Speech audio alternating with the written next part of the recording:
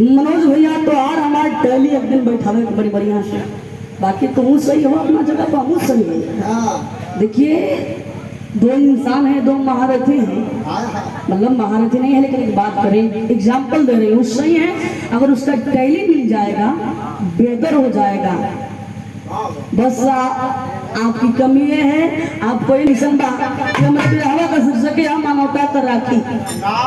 आखिर के कर राखी है, कैसन राखी है, के बदल बा का संदेश बाय राखी से। अरे भैया कल राखी दुनिया में, ए भैया ये शरीर जो है 5 तत्वों से मिलकर के बनी है, लेकिन मैं कहती हूँ कि इस शरीर को जिंदा रखने के लिए, जिलाने के लिए एक और तत्व है जिसे हम छठा तत्व कहते हैं। अगर ये छठा तत्व ना रहे तो इंसान का जीवन व्यर्थ है।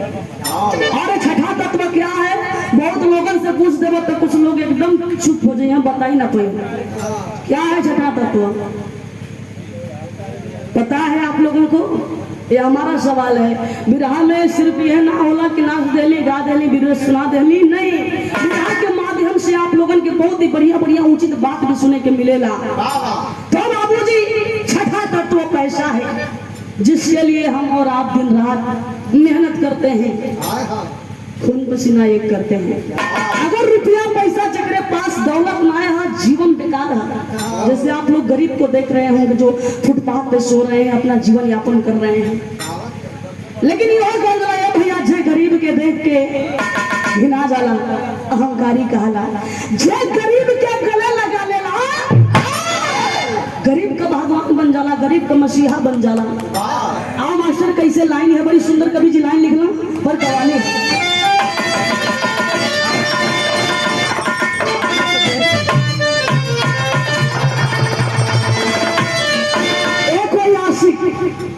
मासूदा से कहता है, वो भाव नहीं दे रही थी, आशिक के दिल पे घाव दे रही थी। देखा कुछ लोग मुस्कियात में ऐसे जैसे लगा तो भैया की ये लोगों का हम बात बताओ थे तो कल, मतलब वो भाव नहीं दे रही थी, अपने आशिक के दिल पे घाव दे रही थी। आशिक एकदम एक दिन घायल हो गया, घायल सा हो गया है, करके अपने इस मासूदा से कहता है, जाने मन मेरी एक बात ध्यान से सुनना क्या, अरे सच कर मेरा जना जाना, अरे सच कर मेरा जना जाना, अरे जाएगा यूं निकल के।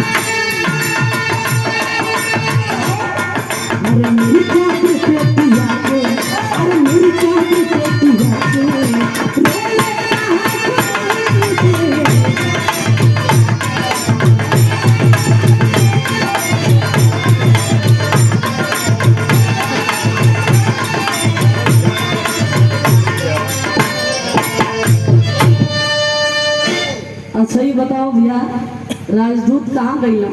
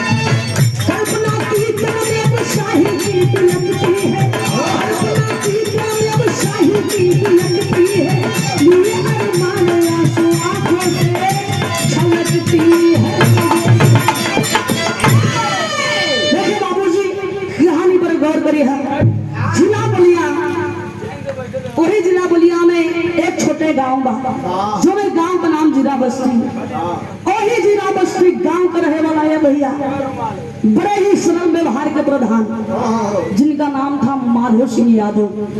माधो यादव एक बेटवा के पढ़ा लिखा के बड़ा के लिए हुआ, बेटा सयान भइल बा, प्रधानी करत बाना।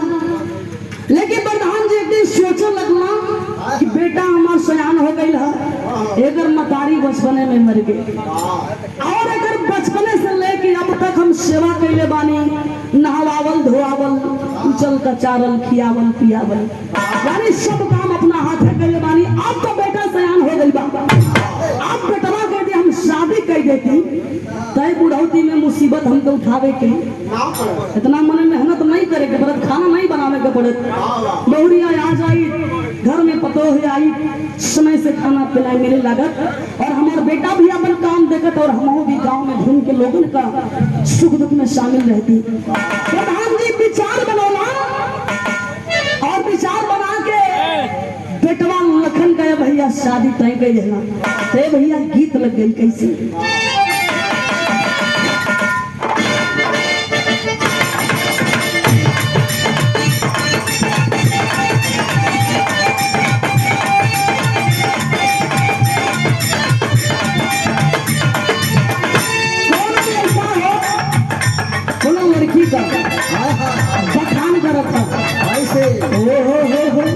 गजब तुहार वोट का लाली है, गजब तुहार माथे का बिटिया है, गजब तुहार कान का बाली है। कैसे कहा था भैया,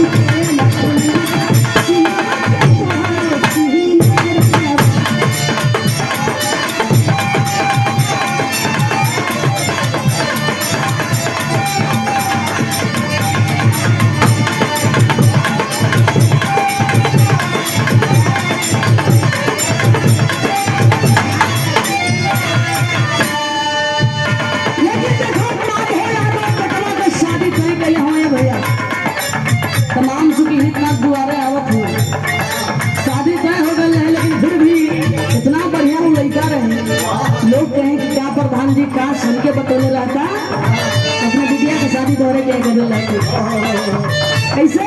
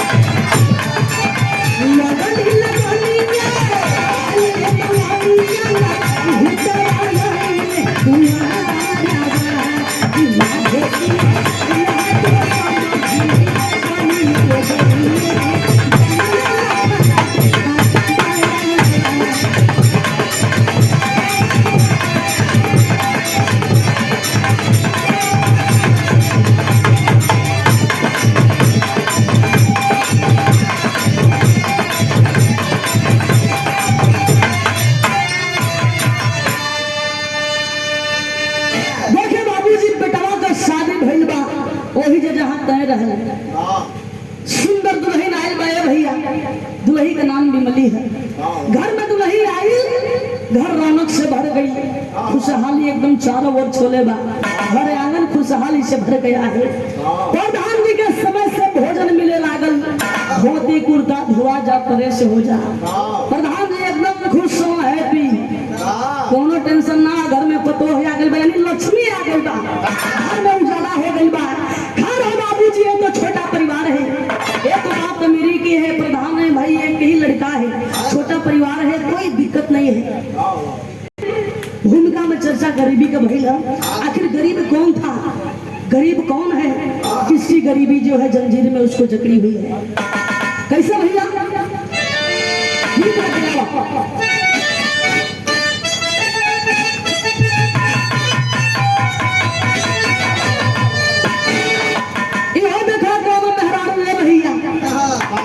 एकदम खिसियाए गए, मर्दा से झगड़ा भइल है, मर्दा खिसिया के जाड़ा का टाइम रहल, ओढ़ना बिछौना लेके जात बा खरिहानी में, मेहरारू कह दिया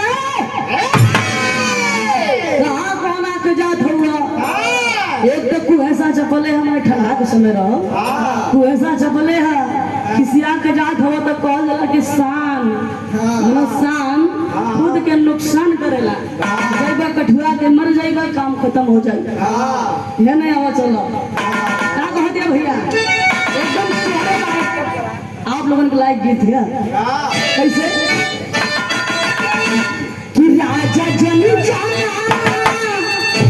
राजा जल जा,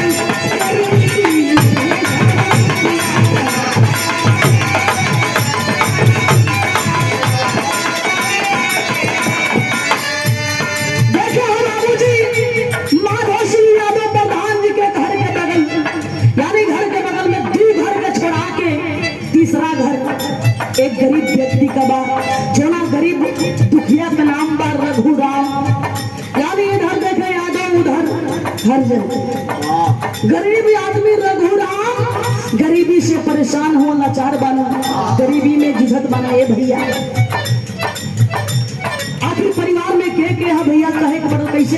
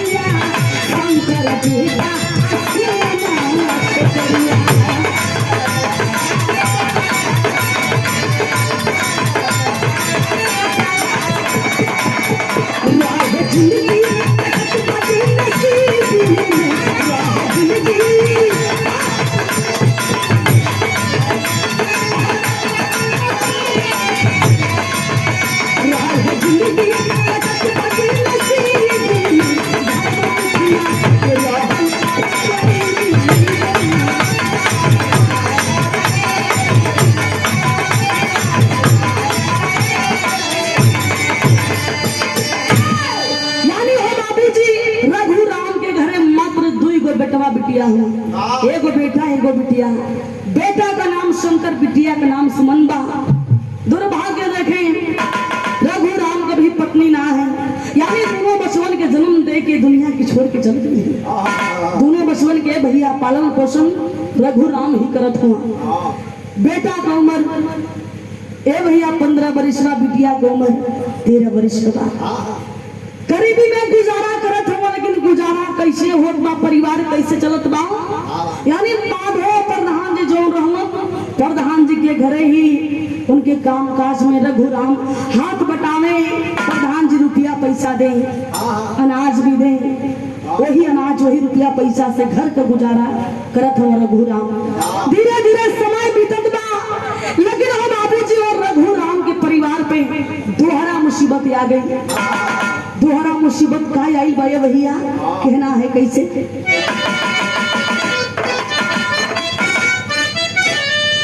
कि विधि के विधान याबा अरे जाना नहीं पावे केहू, आके करा पे पड़ी जाई हरे कबो भी पतिया। दुख से लाचार राघु पड़ले बीमार राघु, आससिया रुकला होई कैली मावतिया।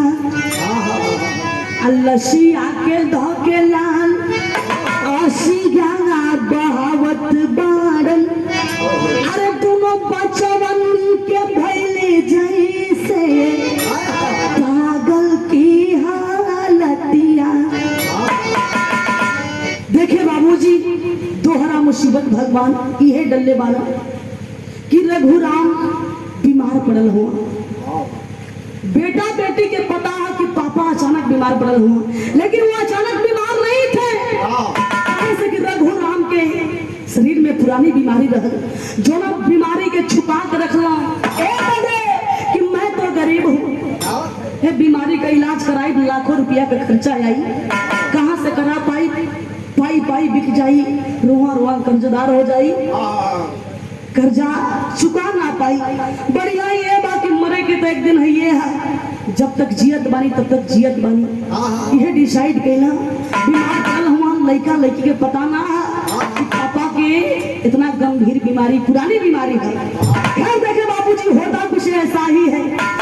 एक गरीब आदमी, डॉक्टर साहब ध्यान दीजिएगा, एक गरीब आदमी को जब दर्द होता है तो वो सोचता है कि ये दर्द जो है काम काज करने की वजह से हुआ। गरीब आदमी कहाँ जाता है? किराना स्टोर। किराना स्टोर में जा करके दवा लेता है कि भैया दर्द का दवाई है तनी दे दो। दवा 2-3 रुपए का मिल जाएगा, वो व्यक्ति खाता है, आराम हो जाता है। लेकिन वही दर्द जब दोबारा उभर जाला तो आदमी कहाँ जाता है? Medical store. और जब मेडिकल स्टोर जाता है बताता है कि दर्द 2-3 दिन से उभरा, तो साहब कोई अच्छी दवा दीजिए कि सही हो जाए।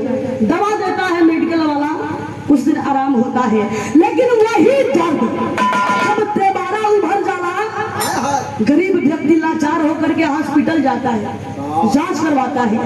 डॉक्टर साहब बताते हैं कि आपकी बीमारी में लाखों का खर्चा है। गरीब वही लाचार हो जाता है, लाचार हो जाकर के मजबूर हो जाता है भैया कि मैं इससे ज्यादा कुछ नहीं करा पाऊंगा। ऐसे ही रघु बीमारी के छुपौलन एक दिन अचानक दुनिया के छोड़ के चल गई ना। बेटा बेटी देखला कि पापा सवेर हो गई बा, 6-7 बजत बा, और पापा चूंकि 4 बजे उठ के प्रधान जी के यहाँ चल जावा, लेकिन आज पापा चदरा तान के सुतल हो, जाके दोनों भैया बहनिया जगावत हुआ, पापा पापा जाए कि ना, पापा हिलत डुलत ना हो। दोनों भाई बहन समझ गए कि पापा अभी दुनिया में नहीं खा। वही लाश पे गिर के हो बाबूजी छाती पीट पीट के लगल रोवे कि पापा हमने के छोड़ के चल गई, माई तक पैदा करके चल गई, और तू हमने के बीच मझधार में छोड़ के चल गई। हमने के जीवन का नैया कैसे पार हुई? खबर गई बा माधव यादव प्रधान के हो बाबूजी। बताइए, वह यादव है बंदा, बिरादरी अलग है, लेकिन बाहर मानवता। प्रधान जी वहां से भागे दौड़े आए हैं और दोनों बचवन के समझावत हो, संतावना देते हो। कैसे भैया?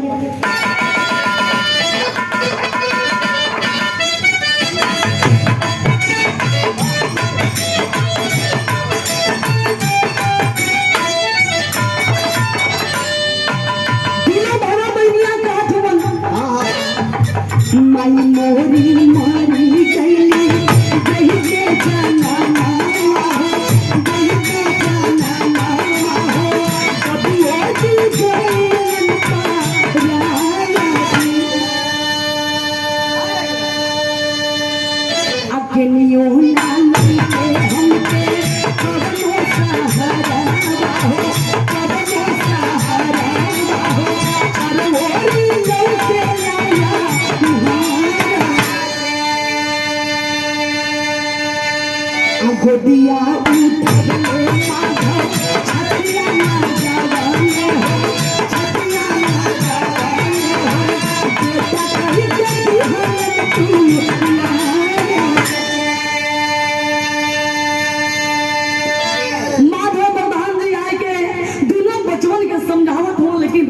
बचवा कहत हो ना प्रधान जी के करे सारे हमने जियल जाई पापा रहला हमने के 2 वक्त का रोटी मिले माई तक कब का चल गई नहीं यानी हमने का माई बाबू हमने के अनाज कह के चल गई ना।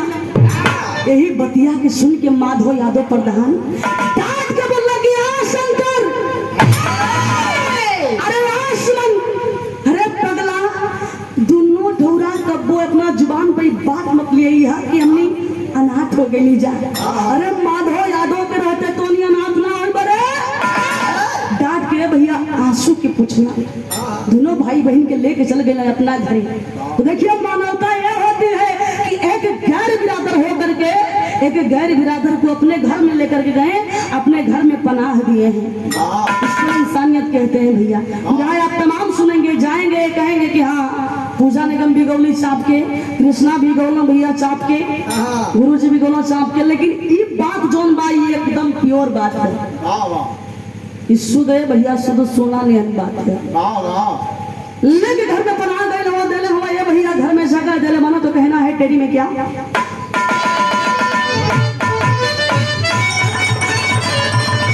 होता का मसाल जल उठा होता का मसाल जल उठा तो जग में जाति पातिया भेदभाव है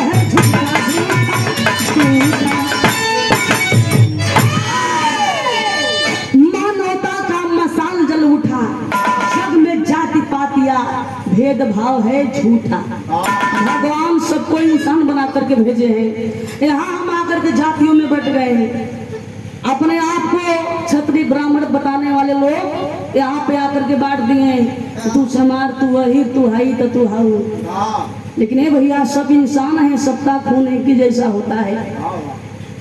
क्योंकि देखें अगर इंसान इंसानियत पे उतर जाए तो ये भैया जमाना उसको सदियों तक याद रखेगा। जैसे हमारे बाबा साहब ने ठान लिया बाबा साहब को भी अत्याचार हुआ सताए गए लेकिन समाज के भेदभाव छुआछूत के बाबा साहब देखलन उन्होंने ठान लिया कि मैं पढ़ूंगा मैं आगे बढ़ूंगा और ये छुआछूत से अछूतों को मुक्ति दिलाऊंगा यानी अछूत दलित समाज के लोग कहे जाते थे। बाबा साहब इतना सताए गए लेकिन हटे नहीं और डटे रहे पढ़ लिख करके भैया महान बने भारत के संविधान का निर्माता बने। और देखिए प्रमाण भी है अमेरिका में आप जाएंगे जो यूनिवर्सिटी है वहाँ की ब्रेंडेज ऐसे करके नाम है बाबा साहब की प्रतिमा लगी है लाइब्रेरी में लिखा गया है वहाँ सामने प्रतिमा के सामने symbol of knowledge doctor B.R. Ambedkar. तो बाबा साहब का ये भैया जब तक की दुनिया रही सदियों तक नाम रही तो ऐसा ही कुछ कर जाइए कि जमाना सदियों तक याद रखे। तो बाबूजी देखे मानवता का मसाल जल उठा जग में जाति पात भेदभाव है झूठा। धीरे धीरे समय बीतल रघुराम को अंत्येष्टि का भी दिन आयल बा माधव यादव अपन खर्चा लगा के अंत्येष्टि का दिन भी बितौला दोनों बचपन के अपना घर में ही रख ले हुआ समझावत हुआ वो शंकर के वो सुमन के कि जैसे हमारे बेटा लखन हुआ वैसे दोनों हमारा बेटा हुआ हमारा संतान हुआ। अपने घर में भैया रख के पढ़ावे लगला लिखावे लगला धीरे धीरे समय बीतत बा दोनों भैया बहनिया जब जवान भला ये भैया तो वही हो सकते बा भैया करवा सकबा समाज का। आप लोगों की एगो बात हम बता दें महंगाई के जमाना में लोग सोचल कि बेटिया भले ही छोट बा अगर सयान हो गल बा बेटी तो लोग सोचत हो कि पहले लड़की के शादी करा मने घर में लड़का भले भैया एकदम भुगड़त और जवान हो ये बात नहीं कहनी चाहिए लेकिन ये सत्य है क्योंकि कांड भी तो कह देते हो नया लड़का शादी समय से ना करवा तो हम कहिला डॉक्टर साहब हम कहिला कि रुड़ाइल भिंडी कोनो काम करना ना ओकर भुजिए बनी ना ओकर तरकारिए बनी समय से ओके तोड़बा समय से बेचबा बढ़िया भाव में बिकी या कामे आई। लेकिन अब भैया देखा शंकर जवान भइल बा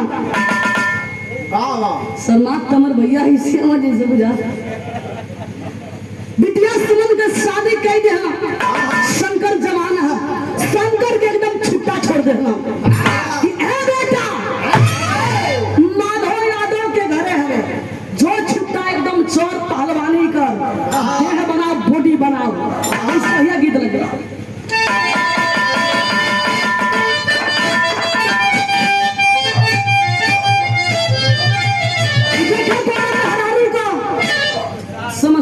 आयल बॉडी में समस्या आयल बा मर्दे के कोसतिया कैसन ब्लाउज लेके आ गेल शिवा के का कहते भैया ना पछे खने भारी कामन खोट हो गई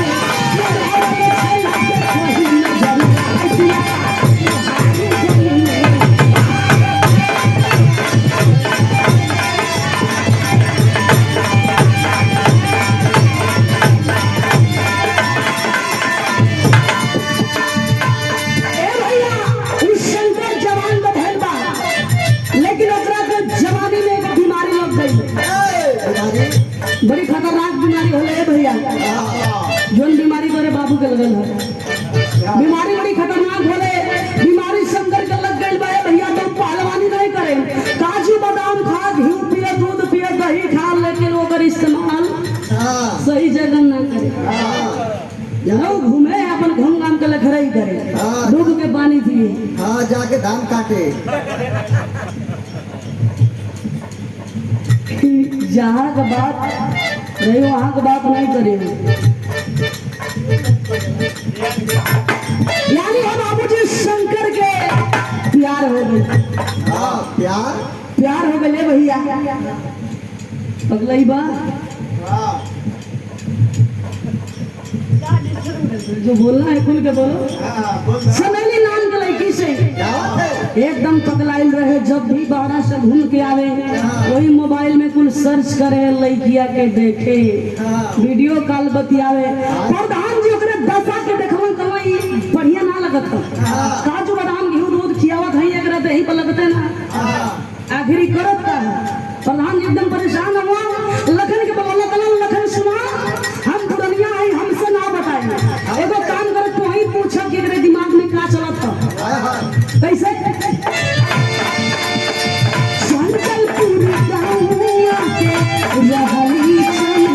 यानी हम बाबू जी प्रधान जी को परेशान हो गए पूछते अब लखन याद आ गई ना लखन और शंकर से पूछत बना कि ए शंकर ये लोगन के मजा बैठा गई ए शंकर सही सही बता तोर देह काहे पियरात बारे तो पियरी काहे होत बा काहे तोरा हड्डी एकदम ऐसे झलकत बा मास्क पते ना मतलब भैया बस वैसे तरी दौड़ ज्यादा करीला तो चर्बी गल गई है कहना अच्छा चर्बी गल गई है चर्बी तो गलत है ए शंकर हमरा बात के ध्यान से सुन ते जोना स्कूल में पढ़त बारे ना ओकर हम हेडमास्टर हैं हेडमास्टर सही सही बताओ बात का कबूल कर लिया क्या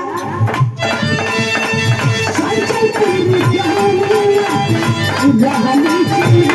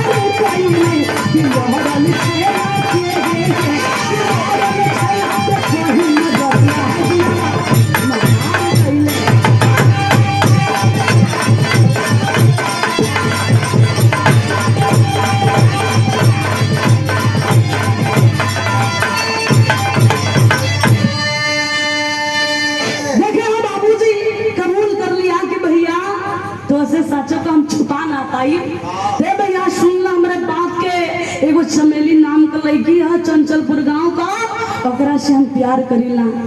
लखन कलन के बस आगे लाइन पर ना कहत रहली है कि लगत है बतिया ही है।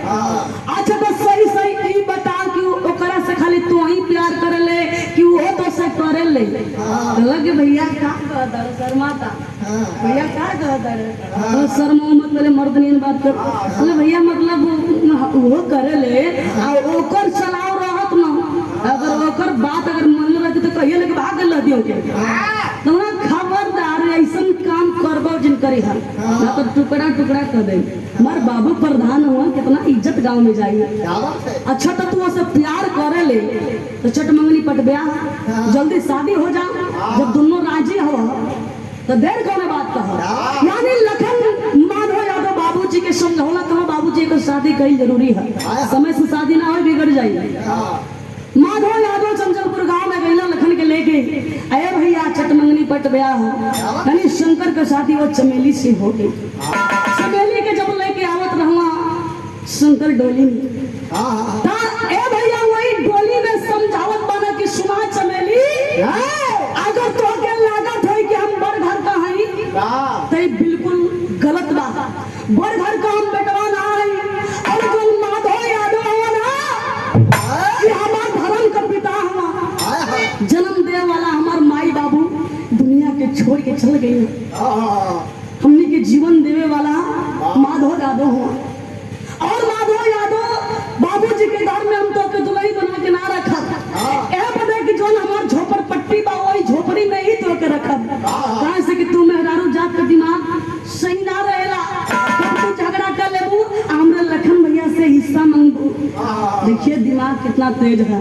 दुल्हनिया फट दे भैया घुघटवा तार दिला कह दे ए सैया जी सुना तो से प्रेम विवाह कैले हैं लव मैरिज तो के लव मैरिज तो से कैले हैं तो के कोनो हम दुख ना दे कोनो प्रकार का तोहे तकलीफ ना होई।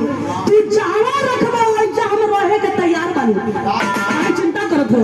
चाहे झूठा में रखा चाहे बरगद के पेड़ के नीचे रखा चाहे बासवार में रखा हाँ मालक कहीं रखा हम रहे के तैयार है तैयार बा। ए भैया शंकर मान गया कि वाह मेरी दुल्हन वाकई में समझदार है। लेके गई बाए भैया अपने वही झोपड़ी में अपना घर में रख ले बा। 4-5 दिन दुल्हन के संगे बीतल बा। 5वां-6वां दिन जब आई ले भैया प्रधान जी के शहर जाए के रहल। प्रधान जी अचानक से शंकर के बुलौना कहना बेटा शहर जाए के है बड़ी मजबूरी है अर्जेंटिन काम बा। शंकर सोचत बा कि अगर हम ना जाए तो बाबूजी कही है कि बस करा अभी और भी बिगड़ गई बा। यानी अगर शादी हो गई मेहरारू के बस में हो गए यही लाज में संकोच में पड़ के शंकर कहना दुल्ही तो घर में अकेले रही लेकिन कोनो बात ना है जाए जरूर बाबूजी के संग। माधव यादव के संग शहर शंकर चल गईला और इधर भैया शंकर के गईले 1 दिन 2 दिन जब बीतल बात दुल्हनिया जो रहल चमेली देखला कि मैं दुआरे को गोरू बनल हम खास करके बैल रहला कई गो। दुल्हनिया कहला कि 2 दिन हो गइल बाई भूखे पड़ल हुआ आए इ त देखत तन कि मुड़ी पटक पटक के मर जाइए कुल्हनी के कुछ खाए के लेना भूसा ना लिया तो दुल्हनिया है भैया खांची लेहला हंसुआ लेहला चल गई सिवान में चारा काटे बदे। जब सिवान में चारा काटे बदे गई बाए भैया तो 4-5 को लफंगन का नजर वो दुल्हन पर गड़ गई। नीयत खराब हो नहीं 1 2 3 4 बाल नहीं भैया 5 पांडव है आप लोग आप अपने आप को मत समझिए। 4-5 गो लफंगा अलग टाइप का रहा है आप लोग सम्मानित है महाराज। हाँ बात है या तो लोग लेकिन तो अपनी को मत लिया कैसे भैया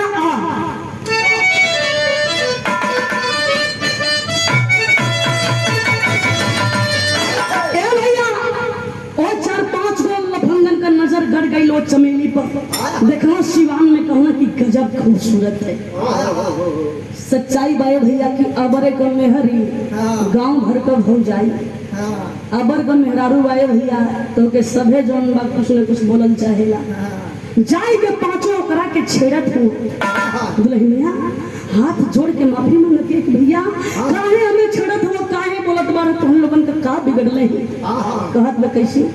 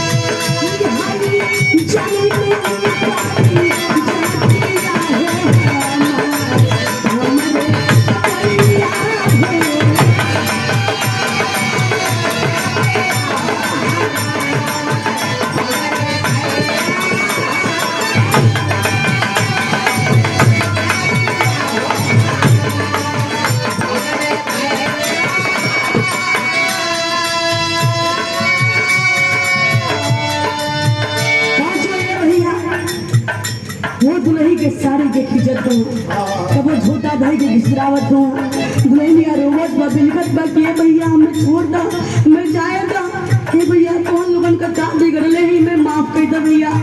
गलती तो हमारी है बाना कि हम जानवरन बदे चारा काटे बदे सिवान में आ गई। ए भैया हमें छोड़ दा, मानत ना हुआ ये भैया। पांचों पे हैवान ये सवार बा, दुल्ही के साड़ी के खोल दे, निर्वस्त्र हो जाती है, बिलख रही है कैसे। छन्नी बारे दी खींचा खींचते तन से फालनी साड़ी, घर की पीला में नंगी होके रोदे पीला के नारी अपनी चकिया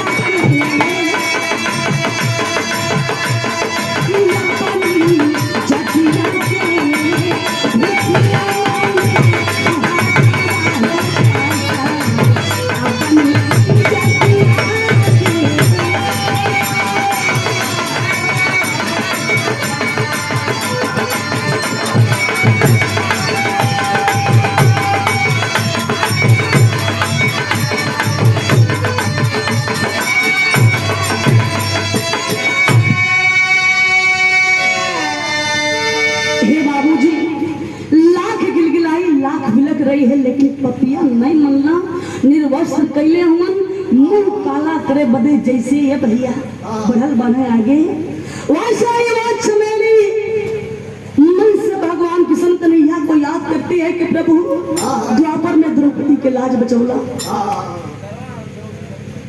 मन से भगवान को याद की किशन कन्हैया को कि प्रभु कहा कि हमें याबरों के बचावा क्यों का कुछ बिगाड़ ना के लिए है मालिक, अगर आज ना यही बात हम कही है लागी कि वह कौरव दल ही सही थे, आप वही गलत थे, यानी आप अन्याय कर रहे हैं। ए भैया इतने मन का पुकार भक्त का सुन लेना भगवान किशन कन्हैया। और लखन जनबा वही सिवान का कच्चा रोड भाई के बाइक से इन्हें बुलेट से जाकर देखो कि एक अकेली अबला पे 4-5 गो लफंगा लगल हो, परेशान करत हो, तंग करत हो। प्रधान का लड़का था लखन, लखन घर बैठा, ये भैया लिया था पिस्टल, पिस्टल निकाल लिया, आगे बढ़ गया कि सारे मोहरे ही जड़े मर्द बनते हो, एक अकेली अबला पे अत्याचार करते हो, रुक जाओ गाल दूंगा तुम्हारी, गोली से उड़ा दूंगा। देखो ना पांचों पन्नों, अरे बाप पर धुआं का लड़का आया हुआ था, बड़ा मन ठीक मार दे कहीं आर पार हो जाए गोली, पांचों छोड़ के एकदम फरार भाग गई ना।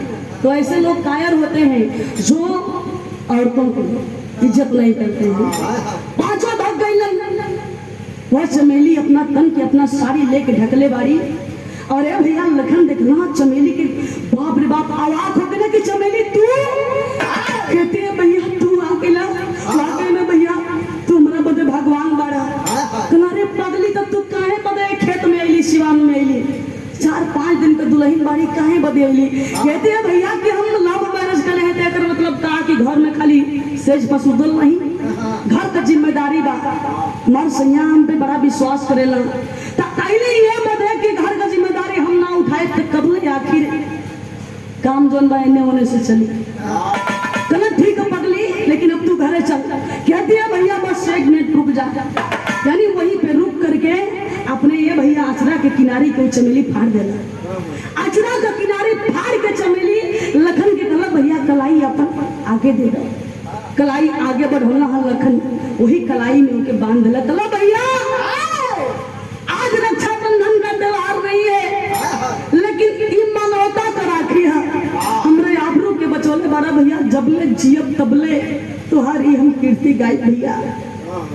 ए भैया हमरा बदे तू भगवान बारा, यानी जब रखिया बदला ये भैया, मनौता का राखी जब बदला तो लखन का हृदय भैया पिघले लागल और वो चमेली के गले लगा ले, तू आज से हमारे धर्म का बहन हो, और चमेली भी मान गई कि तू आज से हमारे धर्म का भैया हो। दोनों गले लगल हुआ धर्म का भाई बहन मान के कि तबले एगो कुटनी देख ले लो। हाँ हो कुटनी, आप लोगन के पता हो कि हर गांव में एगो कुटना या कुटनी रहे लो। हाँ एगो यो सारे कुटना है। वो कुटना कुटनी के काम सिर्फ इतने रहेला कि वो घर से अपने खाना पीना खा ली हो। आप देखिए कि जरा घर में पटा था, सास पतोह में बना था, बेटा बाप में बना था, वो जई है वही घर में कहीं है कि जानत है फलाना। जब से तोर लड़का के बियाह हो गई ना, तब से वो अपने मेहरारू के बस में हो गई है, तो के अलगे कर दे। और सास पतोह में बना थे तो कहीं है कि फलानी है, सर पतोहिया बड़ी चल बात करिए, तमाम बात कुल कहीं नहीं हो, तोर पतोहिया बड़ी तेज है, तू एक जल्दी हटाओ तो अलगे कह देना, तो देखा तनी तो तोरा के एकदम समाज में बेइज्जत कर दी। मना ऐसे करके वो घर के फोड़ देना। तो वैसे ही कुटनिया देखला कहलो कि ओरे मोरी मैया आई देखल लखनवा को, हाय घर में कर मेहरारू बेचारी सुखे पड़ली है, हाय आके इस सिवान में हनीमून मनावता। हनीमून अरे भैया ओकरा कहे ना आवे गंवार रहल तो हनीमून का हनीमून कहे। चल गई कुटनिया और जाके प्रधान जी के घर दुल्ही बिमली के लगन चढ़ावे के, बिमली सावधान हो जाओ, तोर सुहाग खतरा में बा, तोर मर्द कहीं और फंस गइल बा। बिमली कहला बा कमजी का कहतनी जी हमार मर्द हमरा के छोड़ के केहू और के आज देखबे ना कइलो। कुटनिया कहला कि जाए बचिया तोहर करम एकदम फुटिए गइल बा, हमरा बात पे यकीन ना कर तू पछतैबू, मना ले अपने मर्द के, तोरे मर्द के उले ले बा गइल लेके खत्म कहानी।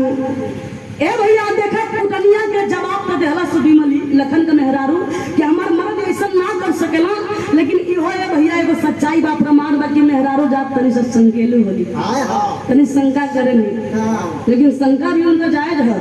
लोग कहला कि मेहरारू के काठों का शब्द भी नाय भावेली, मेहरारू का खास करके एगो संकेत रहेला कि देखा जब हमके काट को सबक परहेज ना है तो तू केहू और से बतियाई तो कैसे परहेज हुई। मेहरारू भी अपने जगह पे एकदम सही है, बस भैया बाबू लोगन के समझे के चाहिए। समय बिमली जोन बाया भैया दिन ब दिन शंका में मरे लागल, चूंकि बच्चा होके वाला रहल, महीना 8वां लगल बा, शंका में मरत बा, दाना पानी एकदम छोड़े लागल, बीमार भइल का भैया अल्लाह के लाइन।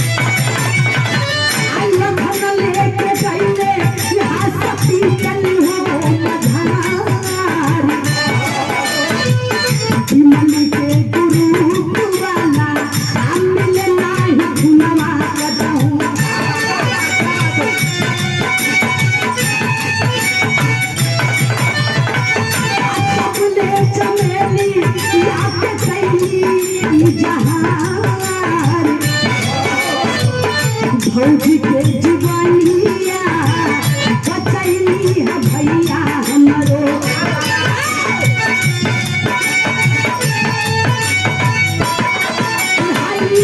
जाई तो जाए इहा जनम हमारी।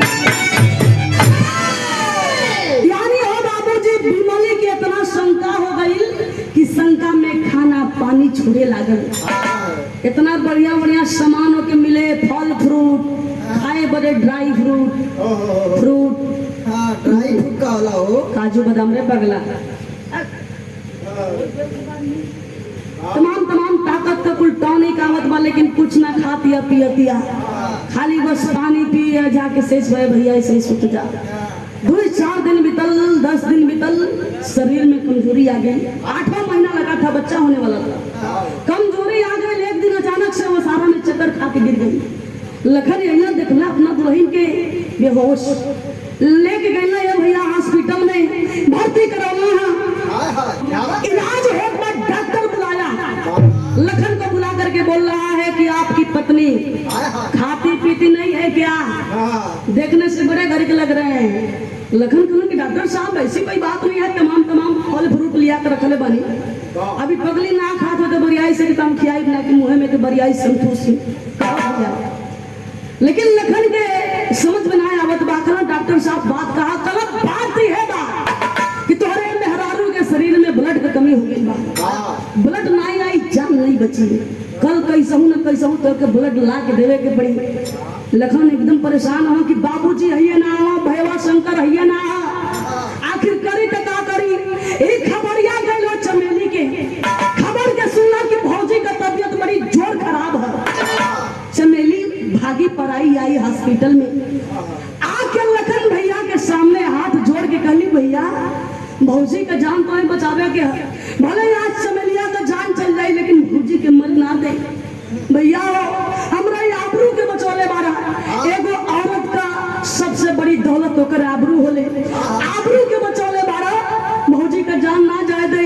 विश्वास बा ब्लड नहीं मिलत बा तो का भाई हमको उम्मीद बा कि हमारा ब्लड मिली भाभी से। नहीं ग्रुप नहीं मिल रहा था, किसी से मैच नहीं कर रहा था। गई डॉक्टर साहब से निवेदन कर रही है कि डॉक्टर साहब जांच करिए कि ब्लड ग्रुप हमारा भाभी से मिलेगा। डॉक्टर साहब जांच कर रहे हैं। भैया खुशी का बात बीमली का ग्रुप चमेली का ग्रुप मिल गई। ब्लड ग्रुप मिला, ब्लड चढ़े लागल चमेली के शरीर से बीमली के शरीर में। धीरे धीरे ये भैया ब्लड चढ़ गई। कुछ घंटा के बाद जब बीमली के होश आइल बा, बगल के बेड पे देख रही है कि ऐसा उतनिया सुतल बा। बवाल बाप रे बाप भाई देखो घर से तो हमके बेघर कर दिला। हॉस्पिटलों में आके हमारे खून पिए बदे वो कहीं ना पता है कि देह में खून का कमी है, ये बेचारी देती है। एकदम खिसिया गई, गरम हो गई, होश आइल बा भैया तो कब बैठावल गइल बा बेड पर। आ जब बेडवा पर बैठल लखन बैठौना तो कहती अच्छा ई का करे आई भइल का भैया खड़ी कलाई।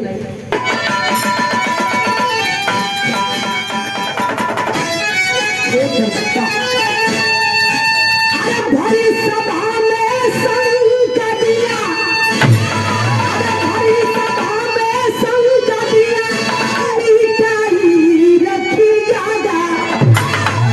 लखन भैया के कलाई में बधाई रखी।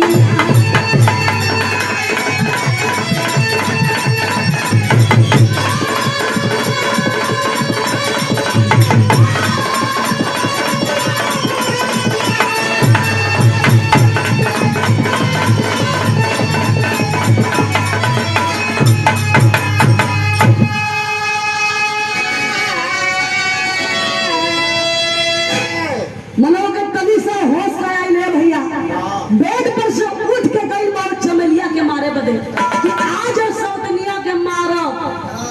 लखन कलक धक्का है मरमी कहाँ जा फिर बेड पर कहाँ जा फिर तो के रास्ता से हट जा। ये असली हमार समझ में हमारे जान के दुश्मन नहीं है बा।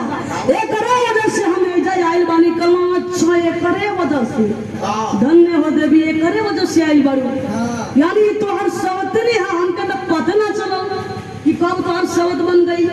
तब या सैया जी झूठ मत बोली तो मारब जमन झापर के ही जन नाच जाइए। जब झापर तौला है भैया तो दरी से शांति हो गई, तनी मन ठंडाई। कल करे काहे चमेलिया के अपने जान का दुश्मन समझत बारी, आखिर तोर का बिगड़ले है। कल सैया जी सही बताइए कि तुम्हारे करा से चक्कर ना हो। कल की मन तो करत बा कि झोटवा धाई के हिला दे। मर्दे का फेमस गाली हम मदाना लोगन का तोरी माऊ फेमस गाली है।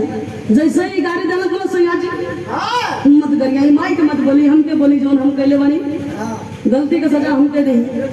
पूछला कि बता तो के शंका कैसा भाई कि हमार चमेलिया से चक्कर है के तो के बतौला के तोरा काम धर ले है। कला सैया जी कुटनिया आई बुढ़िया जोन चले हुकवा चलमिया लेके वे आइल वे कात रहे कि आपके शिवान में देखल से हिनी मन मना जाओ तो के कुछ पता ना है।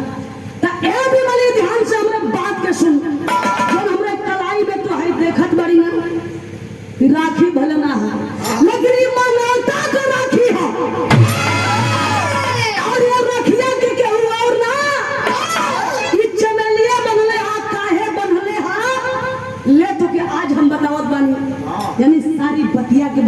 जान है जब सारी बात के सुनले बा विमली ये भैया दौड़ के गइल बा मन उठ के गइल बा अपने शक्ति में तो दौड़ी के गइल बा आ जाके वही चमेली के आगे हाथ जोड़ के माफी मांगतिया कि हम औरत हैं और एगो औरत के प्रति बिना जानले सुनले शंका ना करे के चाहिए, सच्चाई तक जाएगा चाहिए कि सच्चाई का है। माफी मांग रही है। चमेली बोली कि भाभी कौन बात ना है, मेहरारो जात का फितरत है। तब तक है भैया इधर माधव यादव विश्वास से आ गए, शंकर भी आ गए। तो हुआ क्या, धर्म की बेटी बनी चमेली, अरे माधव यादव बोले हो अगली देवी अखबारी में भाई के लगली डोले हो, शर्म के मारे बैर लिया, अरे शर्म के मारे बैर लिया, झूठाई अखी जागा, अरे तलाखल भैया के कलाई में बधाई रखी।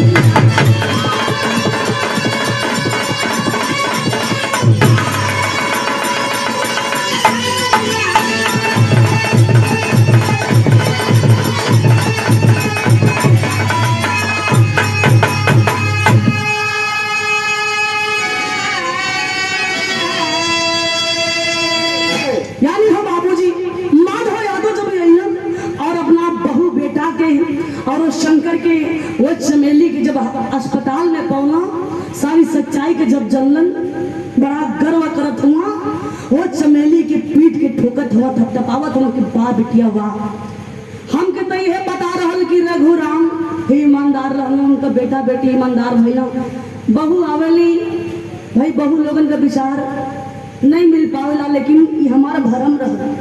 वाकई में तू रघु राम के विचार से तोहार विचार मिलत बा बिटिया, वो सुमन के विचार से तोर विचार मिलत बा। ये शंकर बेटवा जैसन उनके एगो और बेटा कहा चाहे बेटी कहला, हमके बिटिया मिल गई, सुमन जैसन बिटिया मिल गई।